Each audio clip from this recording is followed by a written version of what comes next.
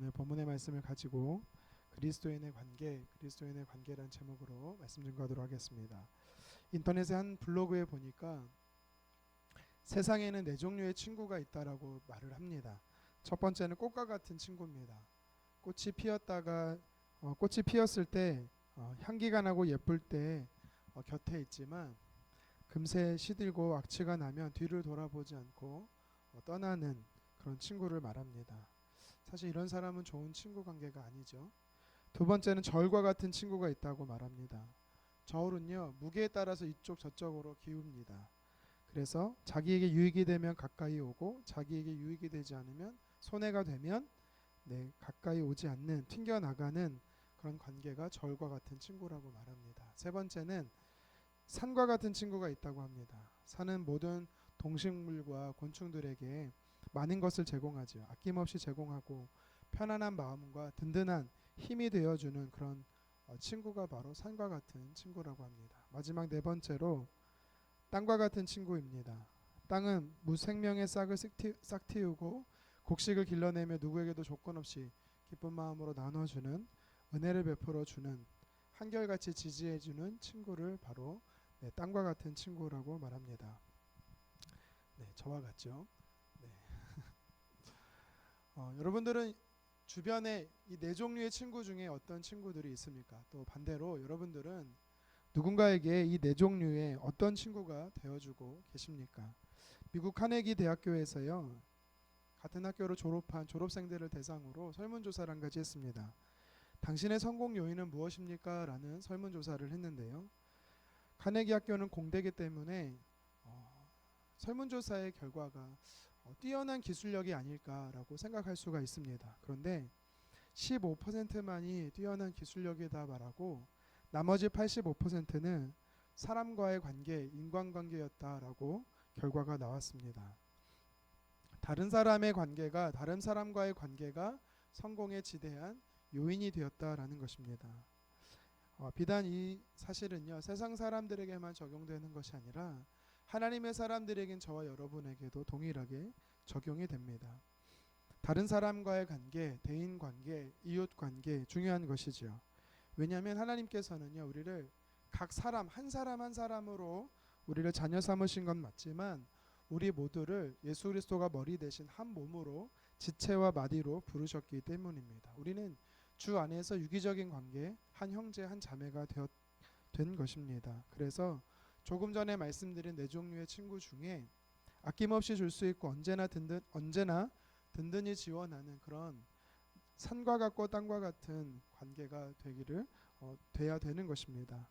먼저 오늘 본문의 말씀에 보면 이렇게 사람과의 관계, 또 누군가의 관계에 대해서 오늘 성경은 이야기하고 있습니다. 보편적 삶의 법칙 중에 하나로 메아리 법칙이 있습니다. 우리 성경에 말하면 뿌린 대로 거둔다는 씨앗의 법칙과 비슷한 건데요. 큰 소리로 우리가 산에서 외치면 그 소리가 증폭되어 돌아오는 원리처럼 우리가 누군가에게 먼저 따뜻한 사랑의 손을 내밀고 박수와 격려를 보내고 관심과 사랑을 베풀 때 그것이 열매로 돌아오게 된다라는 것입니다. 그래서 성경은 오늘 본문을 통해서 이 관계 맺는 것에 대해서 몇 가지 이야기를 하고 있습니다. 첫 번째는 이웃을 소중히 여기라라고 이야기를 합니다. 사람이 그리스도인으로서 하나님의 자녀로서 누군가와 관계할 때 먼저 이웃과의 관계에서 상대방을 소중히 여겨야 된다라는 것이지요.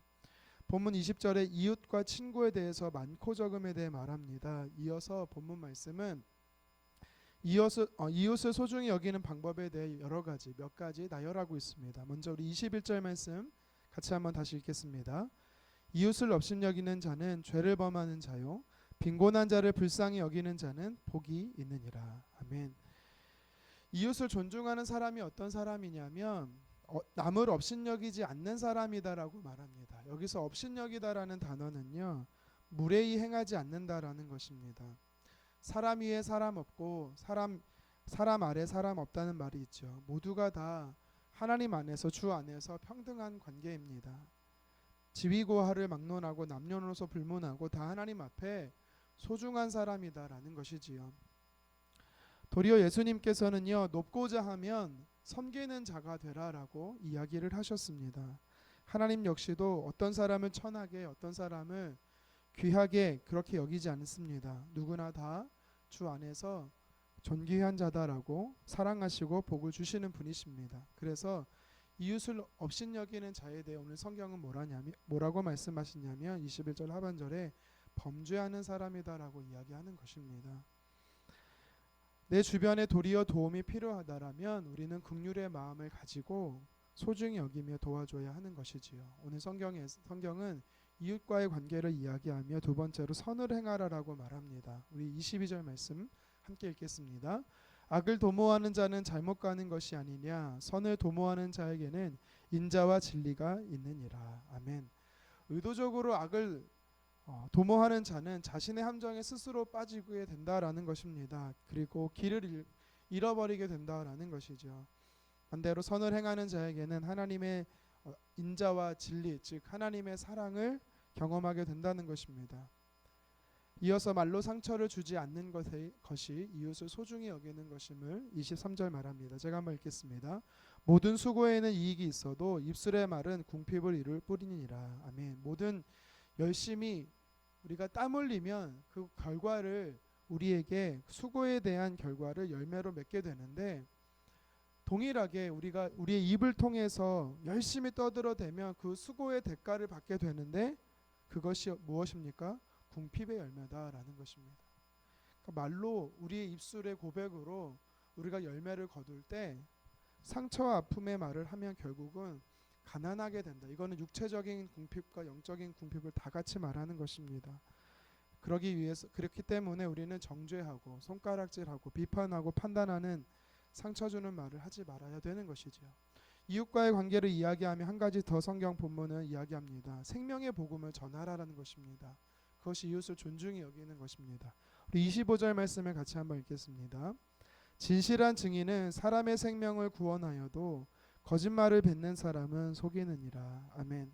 성경은요 영적인 생명을 구원하는 것에 대해서 살리고 죽이는 것에 대해서 이야기를 하고 있습니다. 증인이란 말을 쓰고 있죠. 우리 증인이 뭡니까? 본 것, 들은 것, 경험한 것을 있는 그대로 이야기하는 사람입니다. 영적인 생명을 주는 것, 이것이 무엇이겠습니까? 오늘날 표현으로 말하면 복음을 전하는 자입니다. 앞선 23절에서 비난과 비판과 정죄와 판단의 언어가 아니라 우리 입술을 통해서 그의 영혼을 구원하는 생명을 살리는 그런 복음을 전하는 증인의 삶을 살라라는 것이지요. 여러분 우리가 사랑하는 가족이나 또 내 동료 지인이 정말 아끼는 사람이 소중히 여기는 사람이 예수님을 모르고 지옥을 향해 가고 있다. 우리가 가만히 있어야겠습니까? 절대 그럴 수 없는 것입니다. 우리가 복음 전파, 우리가 전도 또는 선교라는 말을 할 때는요. 받아들이는 수용자의 입장에서 이야기할 때가 참 많이 있습니다. 그래서 아까도 사랑은 무례히 행하지 않는 것이기 때문에 듣기 싫어한다면 하지 말아야 하는 거 물론 맞는 표현이지요.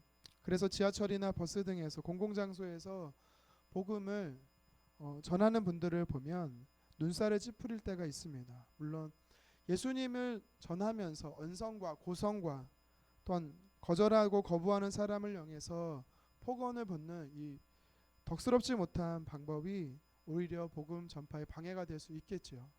그렇지만 오늘 성경이 말씀하시는 것은 사람의 생명을 구원하는 진실한 이 증인, 영혼을 안타까워하는 이 마음을 바라보며 구원을 얻기 위해 우리가 복음을 덕스럽게 전해야 됨을 이야기를 합니다. 성경은 먼저 하나님의 사람으로 예수 그리스도를 믿어 하나님의 자녀된 그리스도인으로서 누군가의 관계, 대인과의 관계에 대해서 이야기하며 그 이웃을 소중히 여겨야 된다라고 말씀하셨습니다. 구체적인 방법으로 네 가지를 이야기했지요. 남을 없인 여기지 않고 또 두 번째로 선을 행하고 세 번째로 상처 주는 말을 하지 않고 생명의 복음을 전하라는 것입니다.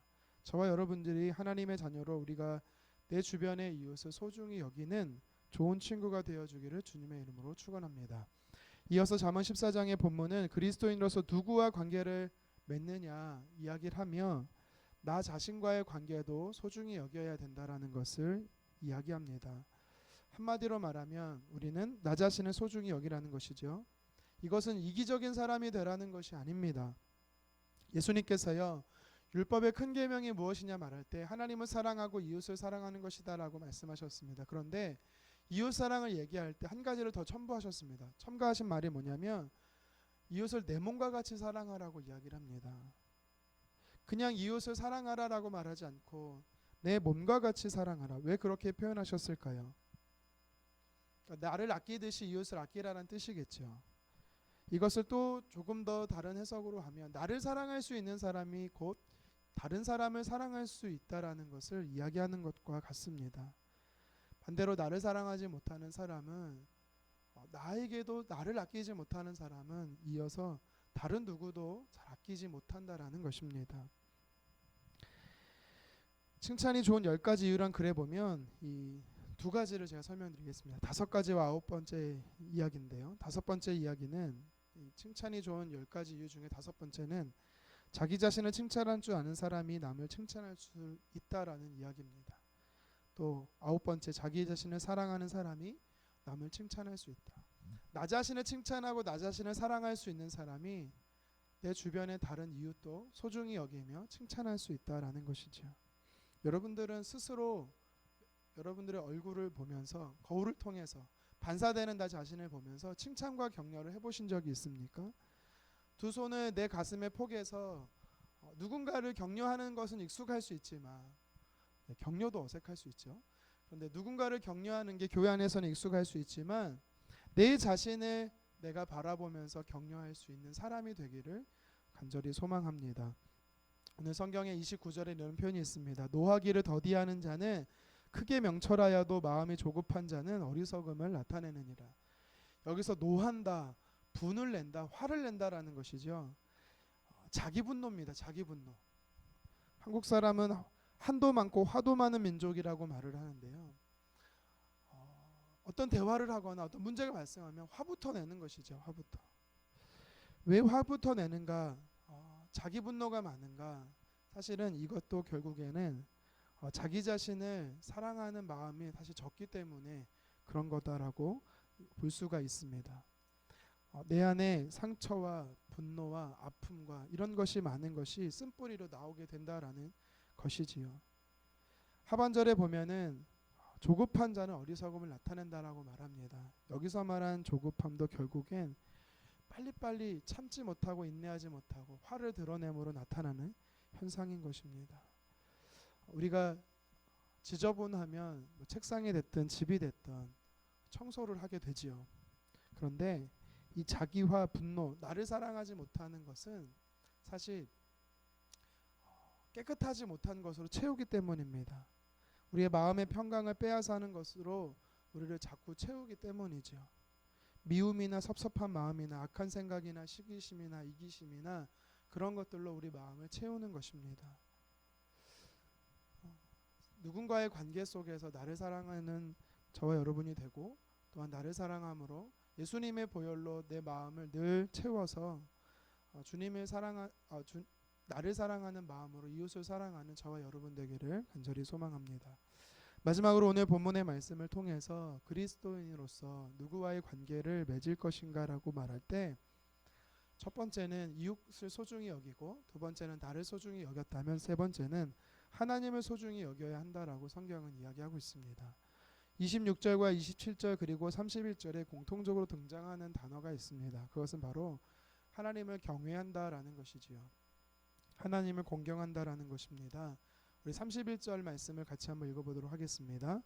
가난한 사람은 학대하는 자를 그를 지으신 이를 멸시하는 자요 궁핍한 사람을 불쌍히 여기는 자는 주를 존경하는 자니라. 아멘.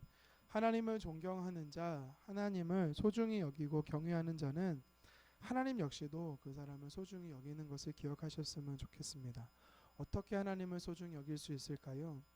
하나님을 늘 의식하며 살아가는 것입니다. 하나님과 대화하는 것이지요. 교회 안에서만 하나님을 찾는 것이 아니라 내 삶의 일터전 속에서 하나님을 의지하는 것입니다. 본문 32절에 보면 하반절에 의인은 그 죽음에서도 소망이 있다라고 이야기를 합니다. 죽는 순간까지도 소망이 있다라는 것입니다. 또 마지막 순간까지도 소망이 있다라는 뜻도 됩니다. 사망의 음침한 골짜기나 죽음의 순간에 이를지라도 하나님의 사람은 소망이 있습니다. 왜 그럴까요?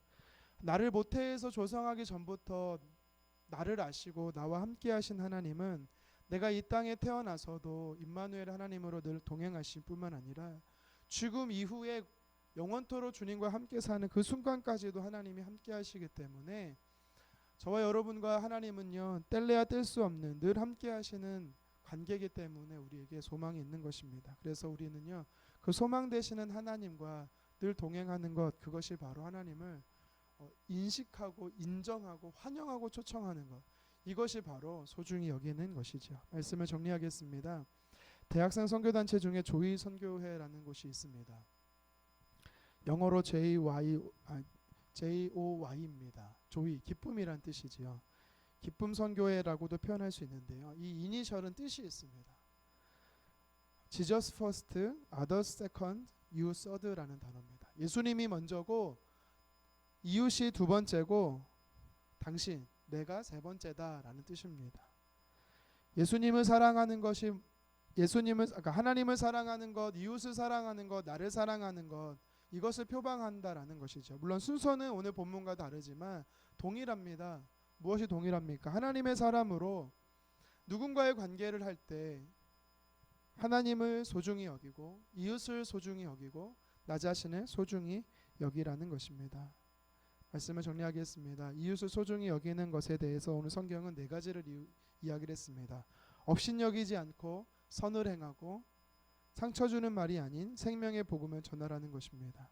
그리고 두 번째는 나 자신을 소중히 여기라는 것이죠. 나를 사랑할 수 있는 자가 이웃을 사랑할 수 있는 것입니다. 마지막으로 하나님을 소중히 여기는 것입니다. 오늘 이 말씀을 기억하며 하나님 그리고 이웃 그리고 마지막 나 자신을 소중히 여기는 그렇게 다 하나로 연결된 관계 속에서 그리스도인으로서 건강한 관계를 맺어가는 저와 여러분 되기를 주님의 이름으로 축원합니다. 기도하겠습니다.